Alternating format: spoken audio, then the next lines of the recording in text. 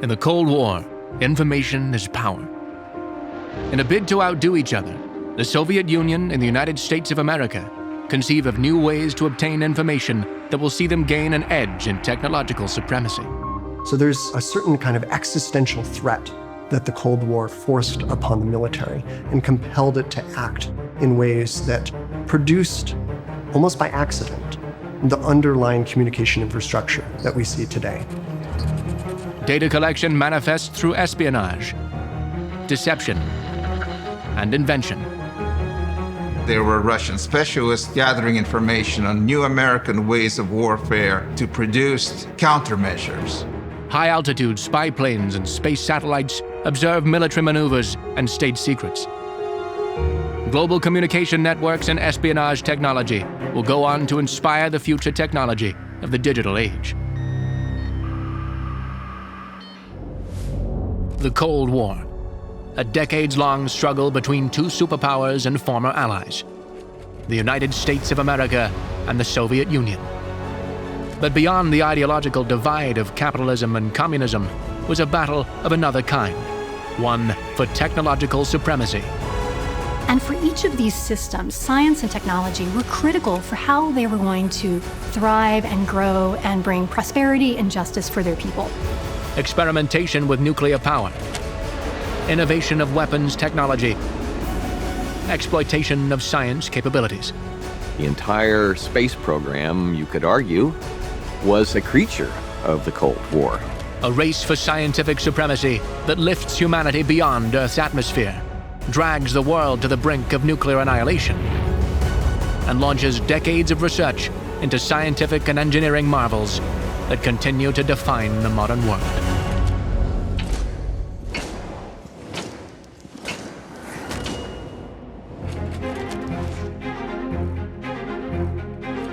Gathering intelligence on an enemy has been a feature of war throughout the ages. But in the Cold War, information gathering offers military and ideological advantage. It means being able to develop nuclear weapons, intercontinental missiles, and supersonic jets. Being able to gather information or not could mean the difference between victory or defeat. In an age before high-tech surveillance, it is people who are relied on for intelligence gathering. Most people, I found, are fascinated by spies and spying, but for the most part it's fairly dreary, painstaking and frustrating work. But the point is, of course, with human intelligence, every so often, very rarely, but every so often, you get a tremendous payoff. In the race to develop atomic weapons, Soviet spies embed themselves in nuclear weapons research and development programs in Canada, the United Kingdom, and the United States. So in the late 1940s, the United States had an atomic monopoly, meaning it was the only country on Earth that had its own atomic weapon. And for military leaders, this was a secret that had to be guarded. They did this through classified information. They did it through security background checks. They did it through loyalty oaths. The smallest bits of political activism could get you flagged and not allowed to get a security clearance. Despite these measures, the Soviet Union is successful at infiltrating the United States project to build the world's first atomic bomb. August 1944. Klaus Fuchs begins work in a theoretical physics division at the Los Alamos laboratory. If you look at Klaus Fuchs, he was an idealistic young man. He'd seen what Nazism could do. He joined the Communist Party just before he left Germany, went to Britain, got a very good education in physics. When he was posted to start to build the atom bomb, he could see the tremendous effect this would have on the balance of power in the world. And he wanted the Russians to also know about this. 1 month later, Fuchs is present at the Trinity test site and witnesses firsthand the destructive power of the atomic bomb. I always thought the great irony is that once the bomb is tested at Trinity, the so-called gadget, President Truman, the new president, who didn't know a damn thing about the bomb until he became president, he walks up to Stalin at the Potsdam Conference and says, "We have a new weapon we're going to use against the Japanese." And Stalin looks at Truman and he says, "I hope you use it well." What Truman didn't realize is that Stalin had complete knowledge of what was going on at Los Alamos and the Manhattan Project. He probably knew more about the atomic bomb than Harry Truman did. Stolen and smuggled blueprints and other top-secret plans accelerate the development of the Soviet nuclear weapons program. To build an atom bomb is a very complex theoretical and practical undertaking.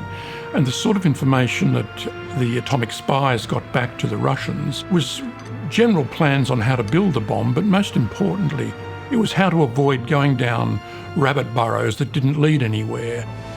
In August of 1949, the Soviet Union detonated its first atomic weapon. And when that happened, the Americans assumed that it must be because of espionage. And the intelligence operatives weren't wrong. There was significant espionage in the U.S. atomic program. January 1950. Klaus Fuchs confesses to being a Soviet spy. This leads to the uncovering of more conspirators, such as husband and wife Americans Julius and Ethel Rosenberg. As Julius Rosenberg and Morton Sobel, convicted of revealing atomic secrets to the Russians, enter the federal building in New York to hear their doom. Another of the spy ring, Mrs. Ethel Rosenberg, who with her husband was convicted of actually transmitting the secrets to Russia through Soviet diplomatic channels. Julius and Ethel Rosenberg are the first American citizens to be executed for espionage.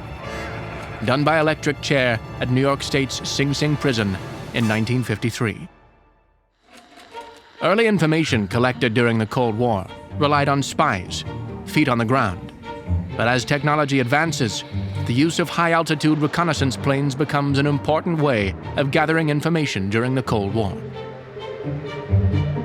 August 1st, 1955. In an area that would become known as Area 51 in the Nevada desert, aircraft manufacturer Lockheed tests their top-secret experimental spy plane. The single-engine high-altitude reconnaissance aircraft, the Lockheed U-2, colloquially known as Dragon Lady, is designed to gather intelligence through day and night at an altitude of 21.3 kilometers. An aircraft that can reach this height is thought to be able to avoid Soviet missiles and radar. With a light airframe weight and glider-like wings, the U-2 relies on a specially formulated jet fuel that will not evaporate at high altitudes. U-2 was fielded on the belief that it would only be effective and only be operational for a handful of years before the Soviets caught up and figured out how to shoot it down. As a matter of fact, the U-2 is still in service today, so it actually really exceeded its expected life. To gather intelligence, the U-2 is equipped with radar, antennas, and imaging equipment, including a large format camera capable of high-resolution photographs from high altitudes. The U-2 is a modular aircraft. Its payloads and intelligence-gathering equipment can be swapped out and the interior refit for specific missions. May 1st, 1960. A U-2 launches from Peshawar, Pakistan, to begin a flyover of the Soviet Union. Its pilot is Francis Gary Powers, and his mission leads to one of the most dramatic moments of the Cold War. Francis Gary Powers was tasked with investigating the possibility that the Soviets were fielding intercontinental ballistic missiles at a location known as Plesetsk.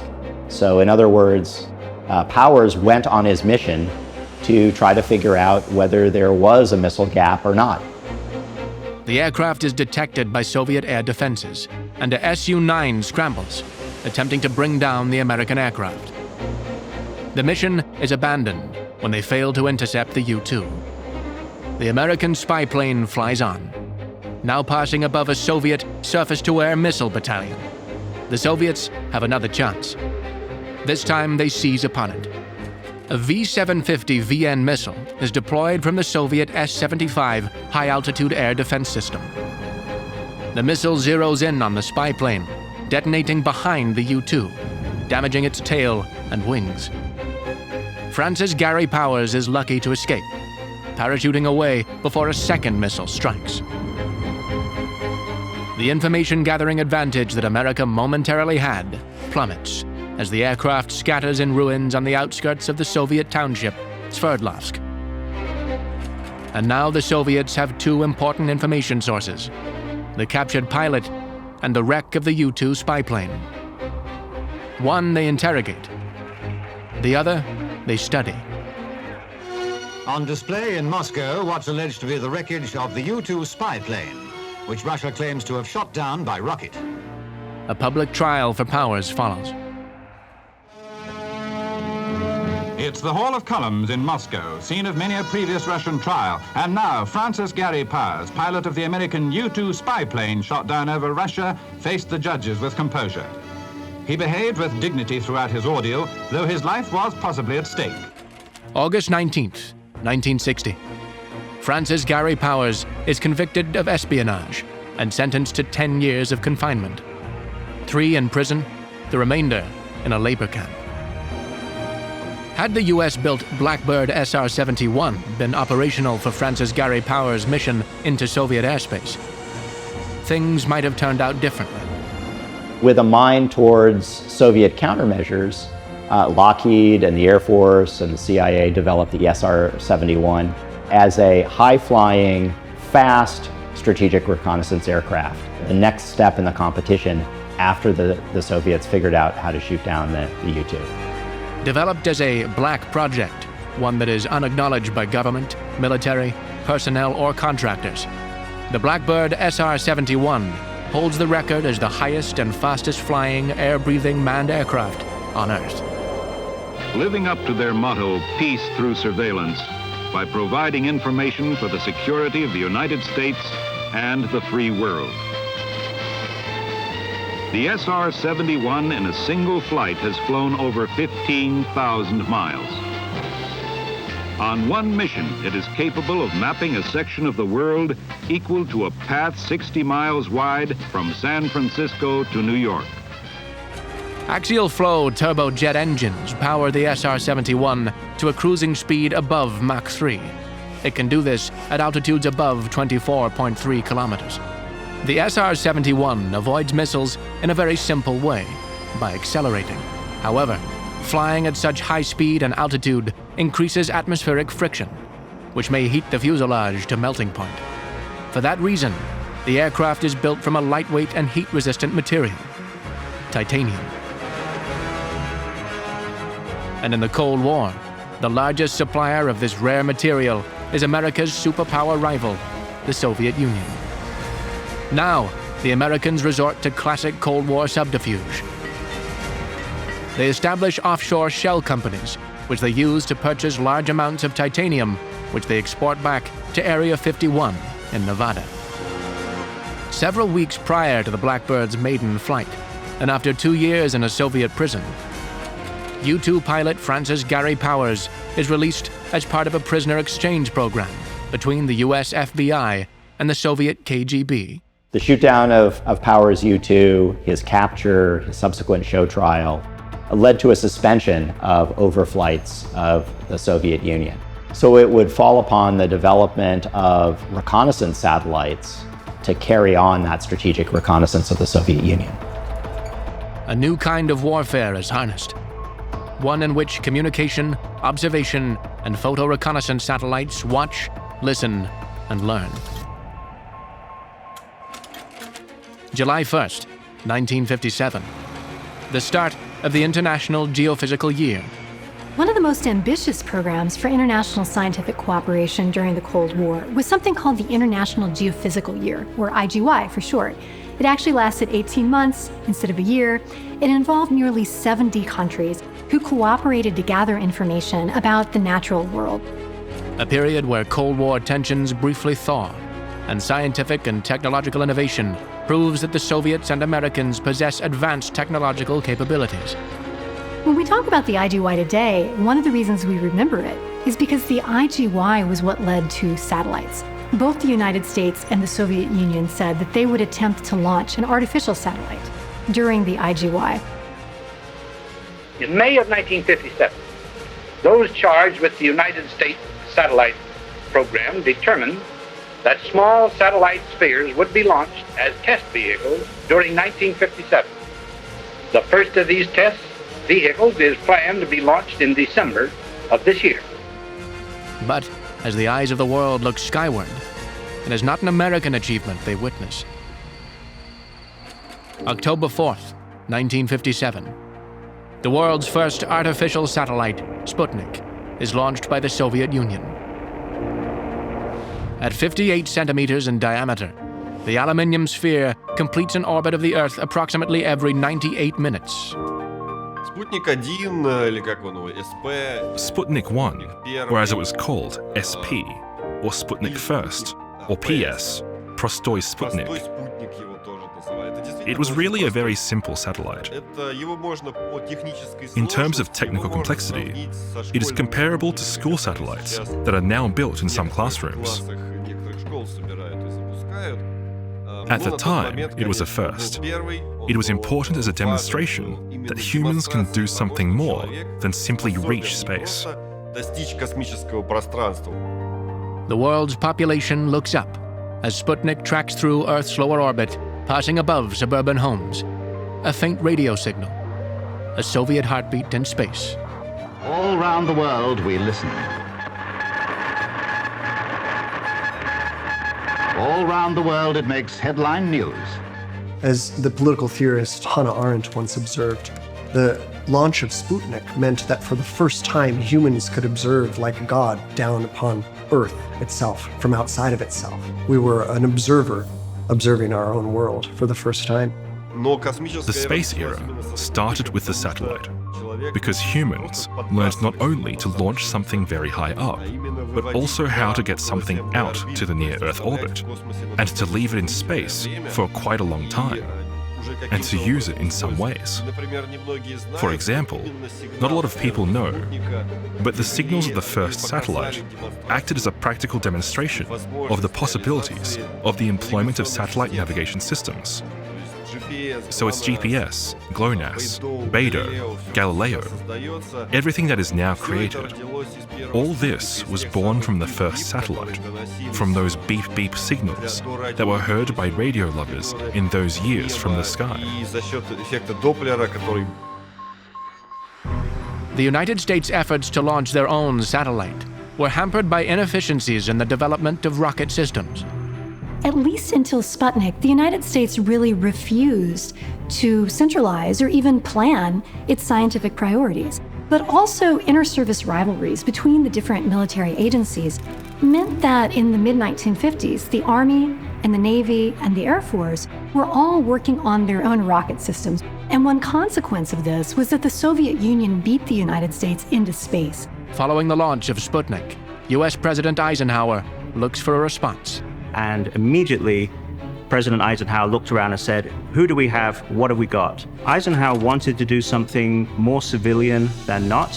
He looked at the Navy and their Vanguard rocket, which was somewhat civilian. It had a scientific purpose, even though it was a Navy rocket. Now there's explicit pressure on the labs who had developed payloads to put on the Vanguard satellites to accelerate the development of the Vanguard satellites. They were moving as fast as they considered responsible when dealing with a cutting-edge technology. December 6, 1957. Vanguard Test Vehicle 3 launches from Cape Canaveral. A moment or two of high expectation after the firing button has been pressed. It rises approximately 1.2 meters into the air before the engines lose thrust and it explodes on the launch pad. The world was watching in anticipation of the US matching the Soviets in this technological capability.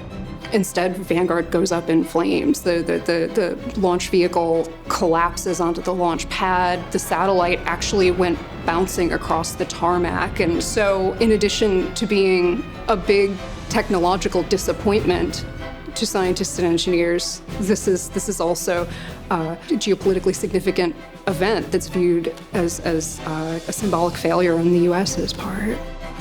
Although a public embarrassment, rocket launches are still a fledgling technology, developing at a breakneck pace. We must learn to expect in the United States that we cannot have success every time we try something new in a complex scientific field. We have our work cut out for us.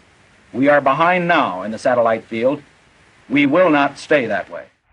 So in 1958, the US launch success rate is 48%, and in 1959, it goes up to 51%. So It's understood that these are cantankerous systems, an unprecedented level of complexity in which you have a one-time shot at getting all of this right. With the failure of the Vanguard rocket, America looks to one of their other programs in development.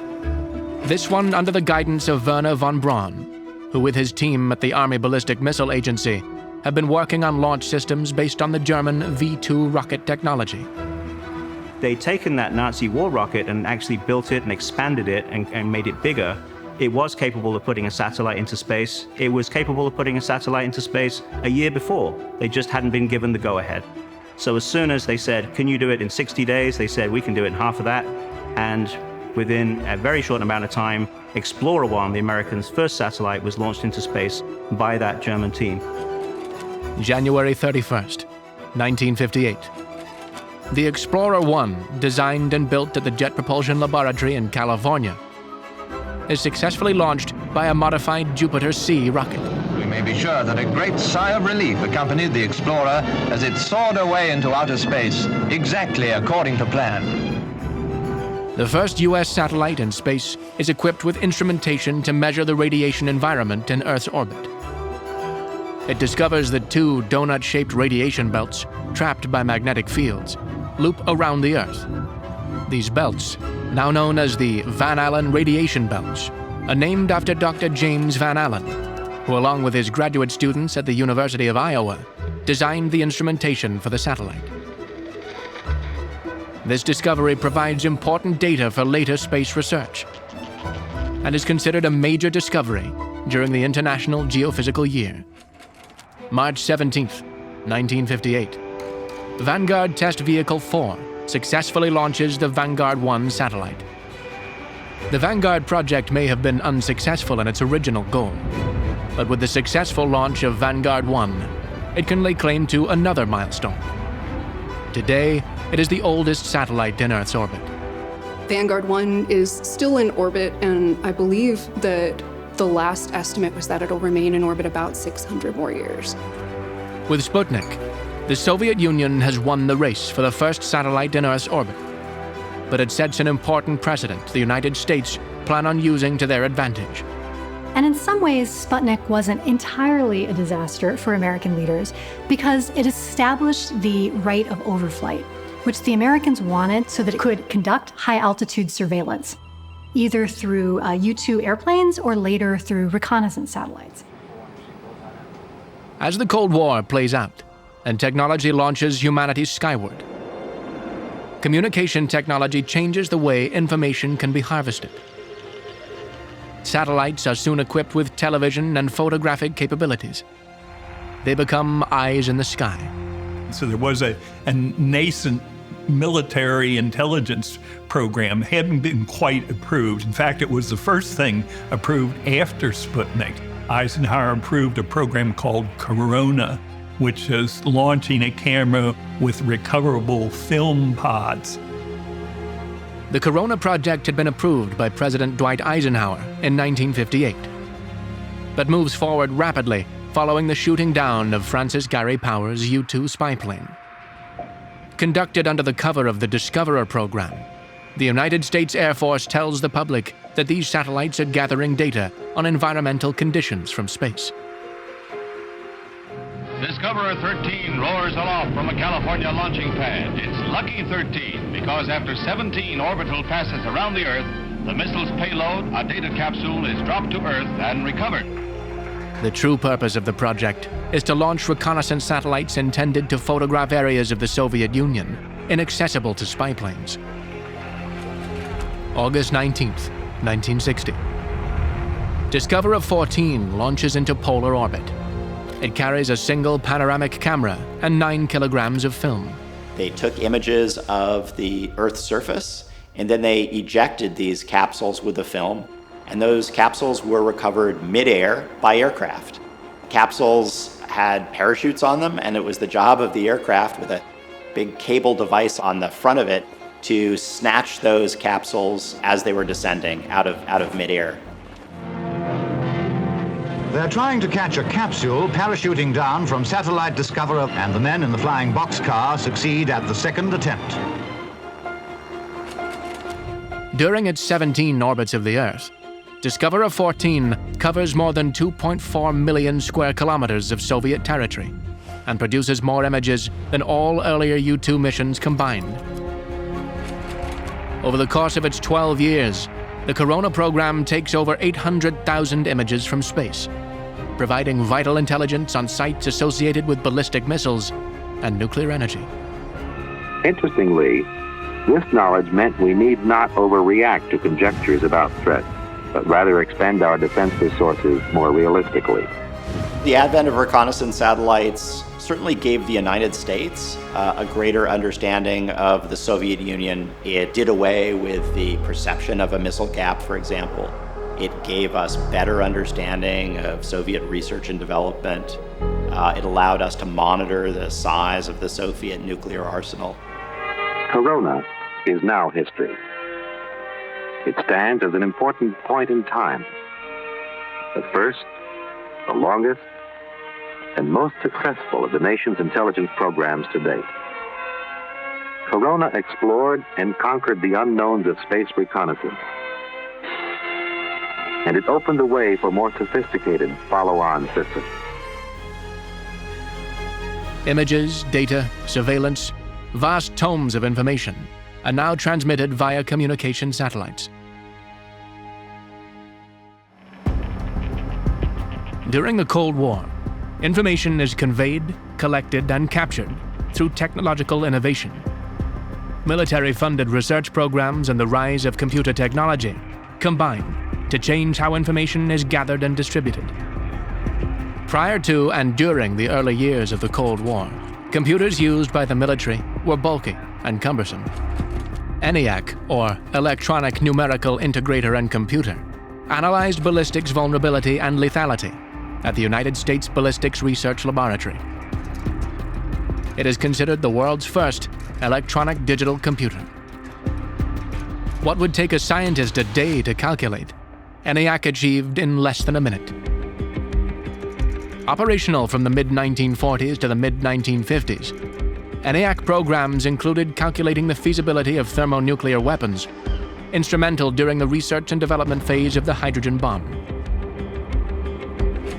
A mass of vacuum tubes, resistors, capacitors, and electronic components that weighed over 25 tons, ENIAC took up 167 square meters of space and consumed 150 kilowatts of power to function. It may have been quick to calculate, but this Goliath of a machine took weeks to program. Similarly, EDVAC, or Electronic Discrete Variable Automatic Computer, was operational at the United States Army Research Laboratory by the start of the Cold War. While reprogramming ENIAC was labor-intensive, often taking weeks, EDVAC's design revolutionized computer efficiency because it utilized a stored program concept. This computer did not require constant input and updating of instructions. Its data and programs are built into the computer's memory. EDVAC's stored program concept revolutionized and inspired the design architecture of computers from the Cold War era to the modern day. A single computer is a powerful tool at the start of the Cold War, but the next step is to expand the ways to collect, absorb, and distribute information over multiple locations. Computer networks were central to the development of the Cold War technological mindset. But computer networks in particular came around in the mid-50s, 60s, and 70s as a kind of attempt to secure a nation. Right? The computer itself as a unit is foundational to what the information age needs, namely computational processing power. But the capacity to connect those computers gave many of the Cold War superpower strategists the affordance or the opportunity to connect at a distance and to take actions at a distance. 1949. The United States, concerned that the Soviet Union has developed their own atomic bomb, looks for a system to warn of any incoming Soviet long-range bombers. If a bomber can reach the US, it could potentially be carrying an atomic weapon. Cold War technological projects were ambitious, they were expensive, they were innovative, and they were transformative, with lasting consequences for years to come. One of the most impressive was a project called SAGE for semi-automatic ground environment. SAGE was a project developed out of a lab associated with MIT called Lincoln Laboratory that came out of early computing. SAGE divided the United States into 8 sectors, and each of those sectors was divided into 32 subsectors. And the SAGE system was all about gathering information from various sensors, from radar, from other types of sensors, bringing that information together, making sense of it, so that decision makers could respond. So in the event of an actual Soviet attack, you could launch interceptors, you could launch surface-to-air missiles, and you could launch US bombers to make sure that they weren't destroyed on the ground by a Soviet attack. 1952. Funded by the United States government, MIT selects IBM to develop and build the computer that will be the brains of SAGE. You are listening to the heartbeat of the SAGE computer. Every instrument in this room is constantly monitoring, testing, pulse-taking, controlling. The AN-FSQ-7 computer weighs 250 tons and is made up of over 55,000 vacuum tubes, 175,000 diodes, and 13,000 transistors. It is really 2 computers, but only one is operating the system. The other, with the same vast memory, performs as a slave. The total system takes up an entire floor of approximately 2,000 square meters. Each computer can operate 50 monitors or workstations, track up to 400 airplanes, and communicate with up to 100 radars, observation stations, and other sources of information. This set of data combines to give a complete picture of what's happening in US airspace. The SAGE system was a technological success. It was quite impressive the way SAGE integrated data from all sorts of different sensors, brought it together, made sense of it. But in the end, it was a strategic failure because it came into being just as the ICBM appeared. And so the problem was no longer merely a Soviet bomber attack, but it was a Soviet ICBM attack. And SAGE really couldn't do anything about that. Namely, SAGE is the space where we see a number of the really concrete, specific innovations that we recognize today as foundational to computing coming to life. We see the monitor, or at least the photographic heads-up display. We see the development of peripherals like mouse and printer that connect and how those inputs and outputs work. We see the really critical attempt to build and share files so that files will be shared and stored simultaneously on different spots. That's fundamental to a communication system. And it's all stuff that began thanks to this ultimately aborted and short-lived, but nevertheless colossal investment of state funding in national communication network infrastructure. A monumental undertaking costing more than the Manhattan Project. The technology developed from SAGE goes on to form the basis of the first real-time airline booking system. SAGE was enormous. At one point, half of the country's programmers worked in SAGE. SAGE was in some ways both a way to develop programming and a college to train American programmers. Many of the things that we associate with 1950s computing or later computing, things like real-time airline reservations or visual displays, parallel processing, all of these ideas were developed directly from SAGE. As computing technology continues to advance, so too do ideas of ways to distribute information over a linked computer network.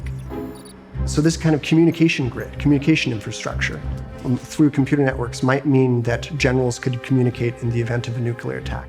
It might mean that they would be able to automate or launch in the event of an attack from the enemy, a nuclear retaliation, right? In many cases, the earliest attempts to found a national computer network follows from the existential military mandate to secure the nation in the event of an attack, to make it survivable. 1959. Paul Barron joins the RAND Corporation and works on a survivable computer network he believes will allow for continued communication in the event of a nuclear attack. Paul Barron realized, in part, they needed a communication infrastructure that could be struck down at any moment, that would still be able to function if only 1/3 of it remained.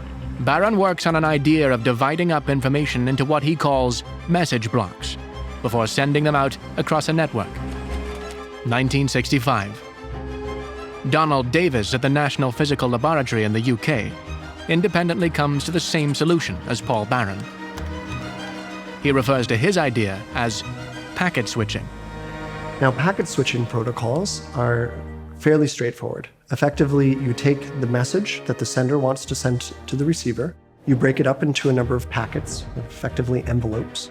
You stamp each envelope with the address to which it's going to be sent, and you send them all off. And those envelopes or packets can go under any pathway. They can follow a random walk. They can go anywhere they want across this distributed system. All that matters is that they arrive at the right destination. And so long as they arrive at the right destination, the protocol will reorder the envelopes in the right order, open them all up, and reassemble your message for you. And the brilliance of this packet switched protocol is that it allows for any part of the system to be disrupted. The Advanced Research Projects Agency, or ARPA, builds upon the ideas developed by Barron and Davis when they look to share information across computers in multiple locations across the United States. October 29th, 1969. ARPANET, the Advanced Research Projects Agency network, goes online. Initially, the network connects computers between 4 locations: research laboratories at UCLA, Stanford, UC Santa Barbara, and the University of Utah. The important thing to remember when we're thinking about why the ARPANET came to be is that it doesn't have a single purpose. Namely, it never had one mandate. Instead, part of its brilliance is that it solved the question of how to do computer networking without ever providing or precluding or assuming anything about the why. So of course there were really practical reasons scientists wanted to collaborate and share data over a distance one with another. But that's a purpose they could have accomplished by other means. And what the ARPANET really stands out for, I think, is its kind of generative openness to the many purposes that we as users continue to bring it today. ARPANET's software and network capabilities expand to include remote login, file sharing, and the ability to communicate via electronic mail. It completely erases the meaning of space. We can connect here and be very close to people who are all over the world. From the Cold War, ARPANET evolves into today's internet, an infinitely tentacled global, high-speed communication network. The vision is to have a superhighway with all the information passing for all the entertainment, for business, for all our academic institutions, for the social infrastructure of this nation. Even though the ARPANET goes on to found several very specific things that are important for the internet later, I think it's really just this kind of open imagination of the network that is most seminal, that is most influential in how we think about the internet today. Not all projects during the Cold War tech race had successful outcomes. In the Soviet Union, independent to advances in the United States, computer engineers were also working on the idea of computer networks. It's clear that intelligence agencies knew about, in the roughest terms, the networking attempts of the other side. But beyond those basic, acknowledgement of the concurrence of networks, there doesn't appear to be much in the way of concrete details, or especially influence. So I think what we have here is a fascinating example of how similar ideas kind of exist in the ethos and pop up in different places, but often at the same time. Soviet developments had suffered setbacks due to the divide between civilian and military research projects. The relationship between civilian and military interests in the Soviet Union is famously one of separate silos. For example, one of the earliest computing network pioneers, in fact, the man who first imagines and proposes a civilian computer network, was initially a military researcher. His name was Anatoly Ivanovich Kitov. And he thought, well, wait a second, why don't we apply this computing resources to a public question, namely, how do we manage the economy? How do we make the economy better so it hurts fewer and so it's more efficient and more optimal? And for this rather sensible and indeed kind of subtle proposal, he got himself in much trouble. Kitov's plan is intercepted by his military supervisors and is criticized for suggesting that military resources should be shared with civilians. His proposal results in the end of his military career, and the following year, his Communist Party membership is revoked. 1962. Viktor Glushkov, a mathematician, attempts to succeed where Kitov failed. The ORGAS project is perhaps the most ambitious attempt to build a computer network that the world has ever known. It stands for the All-State Automated System, and its purpose was singular and simple: to save the planned economy. Namely, it sought to usher in what we might call electronic socialism, or the attempt to bring the sluggish, paper-bound stacks of quotas and factory mandates and commands from the government and through factories up into the digital age, or at least to the electronic age. Namely, this computer network would have a central computing center in Moscow that would be the command and control, basically the brains of the operation. That mother node, as it were, would connect to the second level, where as many as 200 prominent computing centers would be found throughout major cities. And then those 200 computing centers would then extend down into the third level of as many as 20,000 factories, enterprises, basically imagine like a computer input system for uploading and downloading the commands across the command economy. Viktor Glushkov's plan, ahead of its time, faces opposition from Soviet leadership, who feel it threatens party control over the economy. In 1970, 8 years after the initial proposal, it is denied funding. If we were to sum up in short why there was no Soviet internet, I would argue that computer networking first took place in the US thanks to well-regulated state subsidy and well-managed research collaboration between universities and government. Whereas you see simultaneous attempts to develop computer networking in the Soviet Union break against the rocks of unregulated competition among bureaucrats and ministers and internecine fighting. In short, I think we can see that networking first took shape thanks to capitalists behaving like socialists, not socialists behaving like capitalists.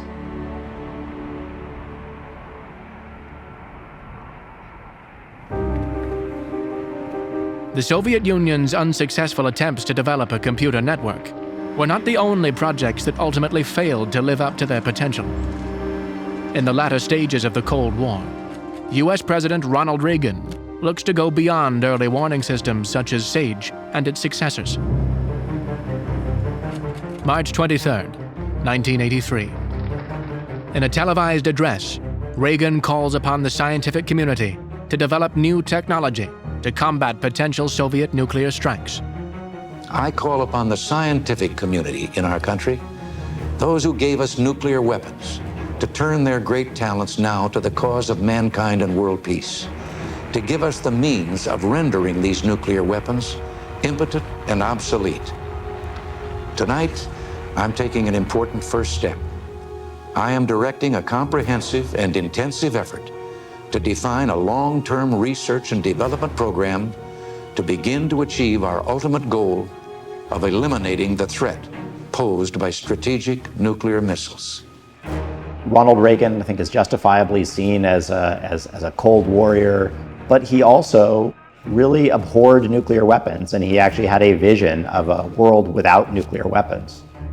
And so for him, the path to get there involved the development and deployment of highly reliable defenses against ballistic missiles. The Strategic Defense Initiative, or SDI, is an ambitious plan to develop a range of technologies designed to detect and destroy Soviet intercontinental and submarine-launched ballistic missiles before they reach American shores. And his advisors suggested, why don't you do space-based lasers? Many of his advisors came from the aerospace industry, they came from the defense industry, they came from defense contractors. And they said there's a real opportunity here for safety and for our industry if you mounted lasers and other kinds of weapons on top of satellites. Or maybe you could have a giant mirror-based system that could somehow reflect lasers at incoming weapons. But either way, somehow you would use a super high-tech, space-based system to counter nuclear attacks before they arrived. Critics and the media give Reagan's Strategic Defense Initiative another name. Then along came President Reagan's Strategic Defense Initiative, sort of an awkward name, so SDI got a nickname. It was typically called Star Wars, especially by its critics. I'm sorry that anyone ever used the appellation Star Wars for it, because it isn't that. Now, most credible scientists thought this was ridiculous, and they said it was ridiculous to Congress. They wrote editorials, they gave interviews saying Star Wars will never work. But by the 1980s, there were very few of these critical scientists actually had access to the halls of power as they had in the 1950s. So the defense contractors assured the president that yes, Star Wars would work. The research and development of laser-based defense systems are not new. The Lawrence Livermore National Laboratory's Excalibur project was in development prior to the president's call to the scientific community to develop these new defenses. Project Excalibur, under the guidance of theoretical physicist Edward Teller, a key contributor to the development of the hydrogen bomb, plans to use a nuclear blast to power X-ray lasers that will target and destroy Soviet missiles. Initially designed to be deployed in space, it is later planned to launch from submarines when a Soviet strike is detected. The project goes through a series of tests with disappointing results and is eventually cancelled. Its legacy, a symbol of the impracticality of the Star Wars program. The Soviet Union did not mount a parallel defense system in response to SDI, instead continuing to fund advanced missile systems they hope will render it obsolete. Even short of that ambitious goal, SDI promised to impose lots of costs upon the Soviet Union, to force the Soviets to change their nuclear posture and to move away from the things that they did well and they were comfortable with doing, such as large ICBMs, and towards other parts of their posture where they had greater challenges. What we now know is that as the Soviet leadership contemplated SDI, they were confronted by the technological gap between the United States and the Soviet Union. And they had to ask themselves whether the Soviet economy, Soviet society was capable of closing that gap or not. And in the end, they realized, I think correctly, that was impossible. Although the promise of SDI was never realized, not all elements of the program failed. Today's ground-based mid-course defense, or GMD, is based on technology developed as part of the wide-ranging research done on the Strategic Defense Initiative. During the Cold War, information was power. Today, global communication networks built on the technology developed during the Cold War are a part of everyday life. We live in a high-speed, hyper-connected environment. The Internet of Things connects digital devices across both civilian and military industries. Society connects via smart households, cars, and domestic appliances. But now, when we are ordering pizza, or when we are getting a cab or an Uber ride, we are using the results that were made possible by our satellite, Sputnik. Of course, no one remembers it. No one thinks about it now. But it's a fact. Those beep-beep signals made getting hot pizza into our homes today possible. Such an interesting interweaving of times, from what was 60 years ago and what is happening right now. Militaries too engage in warfare, using artificially intelligent weapon systems, unmanned aerial vehicles, global positioning systems, and communication satellites. Now more than ever, information is power, and it's at our fingertips.